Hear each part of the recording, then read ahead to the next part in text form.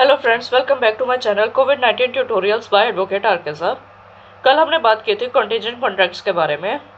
आज हम बात करेंगे परफॉर्मेंस ऑफ कॉन्ट्रैक्ट्स के बारे में, और इसमें हम दो ही आज में टॉपिक्स कवर करेंगे। पहला, contracts which must be performed, and secondly, by whom contracts must be performed.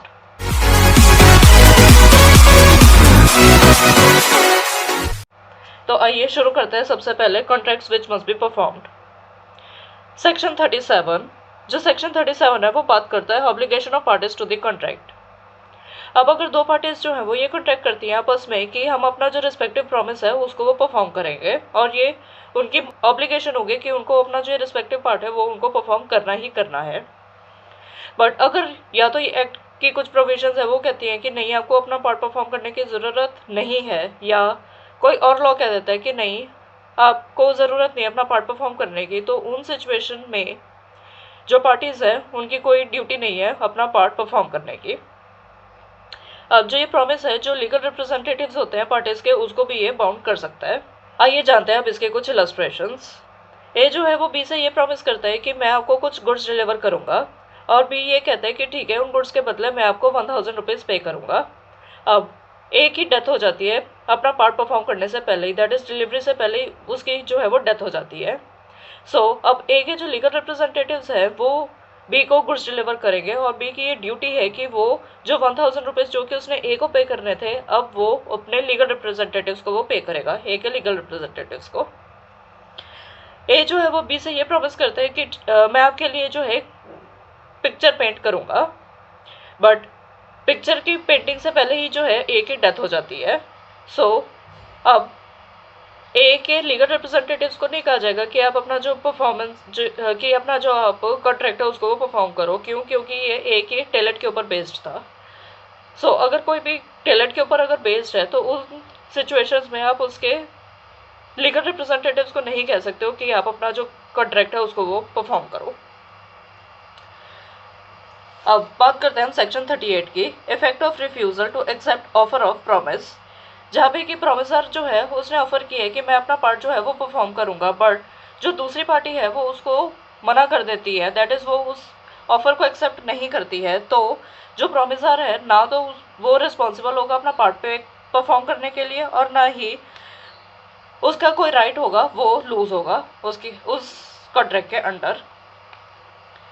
अब हर एक जो ऑफर है उसको कुछ जो कंडीशंस है वो फुलफिल करनी ज़रूरी है, जैसे कि वो अनकंडीशनल होना चाहिए, जो ऑफर है वो अनकंडीशनल होना चाहिए, और वो प्रॉपर टाइम और प्लेस पे होना चाहिए, और जिस पर्सन को प्रॉमिस किया गया है कि ठीक है मैं रेडी हूँ अपना पार्ट परफॉर्म करने के लिए, तो जिसको प्रॉमिस किया गया है उसके पास रीजनेबल मीन्स होने चाहिए ये डिस्कवर करने के लिए कि जो पर्सन उसको प्रॉमिस कर रहा है कि क्या वो सच में विलिंग है या नहीं है अपना पार्ट परफॉर्म करने के लिए। सिमिलरली अगर ऑफर दिया जाता है कि ठीक है आपको कुछ गुड्स हैं वो डिलीवर हो जाएंगी, तो जिस पर्सन को ये प्रॉमिस किया गया है उसके पास ये रीजनेबल मीन्स होने चाहिए ये देखने के लिए कि क्या जो कॉन्ट्रैक्ट में मेंशन किया गया था कि इस पर्टिकुलर चीज़ का हम कॉन्ट्रैक्ट कर रहे हैं, क्या उसी का ही वही आपको जो गुड्स हैं वो डिलीवर हुई है या कुछ और गुड्स डिलीवर हुई हैं। इसको हम समझते हैं एक एग्जाम्पल से। अब ए जो है वो ये कहता है कि ए जो है वो बी से ये कहता है कि मैं आपके वेयर हाउस में जो है वो 100 बिल्स ऑफ कॉटन डिलीवर कर दूंगा 1 अगस्त तक। अब क्योंकि ए ने कहा कि मैं आपको डिलीवर कर दूंगा आपके वेयर हाउस में, तो ये ए की ऑब्लिगेशन है कि वो उन गुड्स को 1 अगस्त तक या 1 अगस्त को बी के वेयर हाउस में पर्टिकुलर क्वालिटी ऑफ कॉटन जिसका कि कॉन्ट्रैक्ट हुआ है उसको वो डिलीवर करे। अब ये बी की ऑब्लिगेशन है ये चेक करने की, बी की ये ड्यूटी है, रादर ऑब्लिगेशन तो नहीं हम कह सकते हैं, ये बी की ड्यूटी है ये देखने की कि क्या जो हमने कॉन्ट्रैक्ट किया था ए के साथ उसमें जो मेंशन की गई थी कि इस पर्टिकुलर क्वालिटी की कॉटन डिलीवर होगी, क्या वही क्वालिटी डिलीवर हुई है या कुछ और क्वालिटी की कॉटन वो दी गई है। अब हम बात करते हैं सेक्शन 39 की, जो कि कहता है effect of refusal of party to perform promise wholly. इसमें क्या है कि जिस पर्सन को कॉन्ट्रैक्ट किया गया है वो अगर रिफ्यूज कर देता है कि नहीं मुझे अपना पार्ट जो है वो परफॉर्म नहीं कर रहा है, तो जो प्रॉमिसी है वो या तो कॉन्ट्रैक्ट को पूरा का पूरा खत्म कर सकता है, या फिर वो कह सकता है अपने वर्ड्स या कंडक्ट से कि नहीं जो ये कॉन्ट्रैक्ट है वो कंटिन्यू रहेगा। फॉर एग्जाम्पल ए जो है वो बी से ये कहता है कि हर 2 महीनों के लिए 1 हफ्ते में 2 रातों के लिए गाऊंगा। अब ए जो है वो विलफुली एब्सेंट कर लेता है खुद को बी के थिएटर में परफॉर्म करने से। अब ये बी जो है वो कह सकते हैं कि नहीं, अब आपको आगे गाने की ज़रूरत नहीं है, दैट इज़ वो कॉन्ट्रैक्ट को एंड कर देता है। बट अगर इस सिचुएशन में बी ये कह देता है कि नहीं, मैं आपको कंसर्ट देता हूँ कि आप आगे अब 7th नाइट पे आप गाना गाओ, तो उस सिचुएशन में बी अब बाद में मुकर नहीं सकता है कि नहीं अब आप नहीं गा सकते हो। क्यों? क्योंकि बी ने अपने वर्ड्स से ही जो है उसको परमिशन दे दी है कि कॉन्ट्रैक्ट जो है वो कंटिन्यू रहेगा। बट बी जो है वो ए से रिकवर कर सकता है वो सब डैमेजेस जो कि उसको हुए थे। कब हुए थे? जब ए ने बिल्कुल एब्सेंट किया था अपने आप को 6th डे में परफॉर्म करने से। अब हम बात करते हैं by whom contracts must be performed की। Section 40 person by whom promise has to be performed. अब अगर पार्टीज जो है वो ये कॉन्ट्रैक्ट करती हैं आपस में कि प्रॉमिसर जो है उसके खुद की लायबिलिटी होगी कॉन्ट्रैक्ट परफॉर्म करने की, या अगर उसमें ये टर्म्स मेंशन है कि प्रॉमिसर के अलावा कोई उसका एजेंट है या उसका जो लीगल रिप्रेजेंटेटिव है वो परफॉर्म करेगा उसका पार्ट, तो ऐसा जो है वो बिल्कुल वैलिड है। बट अगर ये कह दिया जाता है कि एक्सक्लूसिवली जो प्रॉमिसर है वही परफॉर्म करेगा उसका कॉन्ट्रैक्ट, तो एक्सक्लूसिव जो ऑब्लिगेशन होगी वो सिर्फ प्रॉमिसर की होगी, और प्रॉमिसर बाद में ये नहीं कह सकता कि आप मेरा हिस्से का जो कॉन्ट्रैक्ट है वो आप मेरे किसी एजेंट से या मेरे किसी लीगल रिप्रेजेंटेटिव से आप एनफोर्स करा लो। फॉर एग्जाम्पल, ए ने बी को सपोज 1000 रुपीज देने थे और परफॉर्मेंस उस पेमेंट से पहले ही ए की डेथ हो जाती है, तो उसमें जो है वो ए अपने लीगल रिप्रेजेंटेटिव को कह सकता है या एजेंट को वो कह सकता है कि मेरी डेथ के बाद आप बी को 1000 रुपीज पे करोगे। बट अगर ए और बी के बीच में ये कॉन्ट्रैक्ट हुआ है कि ए कहता है कि मैं आपके लिए पिक्चर है वो पेंट करूंगा, तो उस सिचुएशन में जो एक्सक्लूसिव ऑब्लिगेशन होगी वो ए की होगी। क्यों? क्योंकि ये जैसे मैंने आपको पहले बताया कि वो ए का टैलेंट इन्वॉल्व है उसमें। जहाँ पे कि एक पर्सन का टैलेंट इन्वॉल्व है तो वो कॉन्ट्रैक्ट जो होंगे वो पर्सन खुद परफॉर्म करेगा, ना कि किसी अपने एजेंट को कहेगा या अपने किसी लीगल रिप्रेजेंटेटिव को कहेगा एनफोर्स कराने के लिए। Section 41 effect of accepting performance from some third person. अब अगर प्रॉमिसी है उसने जो प्रॉमिसर का किसी एजेंट है उससे या उसका कोई लीगल रिप्रेजेंटेटिव है उससे पार्ट जो है उस परफॉर्म करवा चुका है, तो वो बाद में प्रॉमिसर को ये नहीं कह सकता कि नहीं आप भी अपना जो कॉन्ट्रैक्ट है वो भी परफॉर्म करो। क्यों? क्योंकि जो प्रॉमिसर का कोई एजेंट था या लीगल रिप्रेजेंटेटिव था उसने पार्ट परफॉर्म कर दिया है और प्रॉमिसी ने उस जो परफॉर्मेंस है उसको वो वैलिड कह दिया कि ठीक है मैं मान्य देता हूँ ऐसे परफॉर्मेंस को। Section 42 devolution of joint liabilities. अब इसमें क्या है कि अगर दो प्रोमिसर्स हैं उनकी कोई लाइबिलिटी खड़ी है प्रोमिसी के लिए, तो या तो वो प्रोमिसर्स जो है वो खुद परफॉर्म करेंगे अपनी लाइबिलिटी को खत्म करेंगे प्रोमिसी के लिए, या फिर वो अगर सपोज ए और बी दो प्रोमिसर्स है, ए की डेथ हो जाती है तो ए के लीगल रिप्रेजेंटेटिव्स वो प्लस बी जो कि अभी जिंदा है ये सारे मिलके जो है वो लाइबिलिटी खत्म करेंगे प्रॉमिसी के लिए। अब सपोज लाइबिलिटी खत्म करने से पहले बी की भी डेथ हो जाती है तो ए के लीगल रिप्रेजेंटेटिव्स प्लस बी के लीगल रिप्रेजेंटेटिव्स ये दोनों जो हैं वो मिलके जो लाइबिलिटी खड़ी है प्रॉमिसी के लिए उसको वो खत्म करेंगे। अब हम बात करते हैं सेक्शन 43 की। सेक्शन 43 क्या कहता है? Any one of the joint promisors may be compelled to perform. अब अगर दो या दो से ज़्यादा पर्सन्स जो हैं, सपोज हम ले लेते हैं कि 5 पर्सन्स जो है उन्होंने आपस में कॉन्ट्रैक्ट किया कि हम प्रोमिसर जो है कि हम प्रोमिसी का जो है हम जो भी प्रोमिसी कह रहे हैं हमें परफॉर्म करने को कॉन्ट्रैक्ट वो हम परफॉर्म करेंगे। अब